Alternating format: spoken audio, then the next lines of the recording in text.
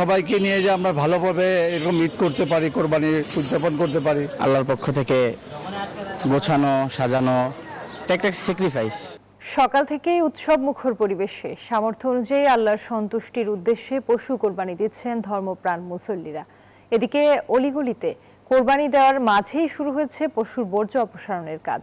দুই সিটি কর্পোরেশনের পরিচ্ছন্নতা কর্মীদের পাশাপাশি নিজ উদ্যোগে বর্জ্য পরিষ্কারে এগিয়ে আসছেন সাধারণ মানুষও।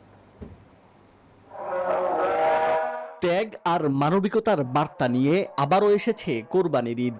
জামাতে নামাজ আদায়ের পর শুরু হয় পশু কোরবানি।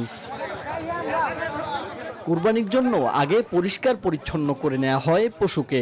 উৎসব মুখর পরিবেশে সামর্থ্য অনুযায়ী কোরবানি দেন ধর্মপ্রাণ মুসল্লিরা। সবাইকে নিয়ে যে আমরা ভালোভাবে এরকম ঈদ করতে পারি, কোরবানি উদযাপন করতে পারি। আল্লাহর পক্ষ থেকে গোছানো সাজানো একটা স্যাক্রিফাইস।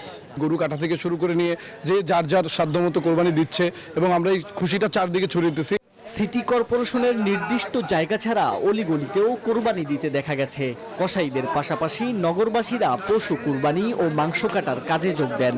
এছাড়া বর্জ্য অপসারণের কাজেও সহায়তা করেন অনেকেই।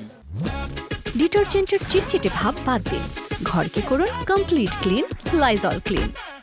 সিটি কর্পোরেশন তো পরিষ্কার করছেই, আর আমাদের নিজ উদ্যোগে এলাকাবাসীর পক্ষ থেকে আমরা একটা উদ্যোগ নিয়েছি। আমরা ব্লিচিং পাউডার দিয়ে পুরো পরিষ্কার করার চেষ্টা করতেছি কমপ্লিট হওয়ার পরে। প্রত্যেকটা জায়গা থেকে নিজ নিজ দায়িত্ব নিয়ে একটু করলে উভয় পক্ষেরই, আমাদেরও এবং সরকারেরও, দেশেরও একটু ভালো হয় আর কি। রাজধানীর দুটি সিটি কর্পোরেশনের পরিচ্ছন্ন কর্মীরা বিভিন্ন এলাকা থেকে বর্জ্য অপসারণের কাজ করছেন। মাহমুদুল হাসান ইমন, নিউজ 24, ঢাকা।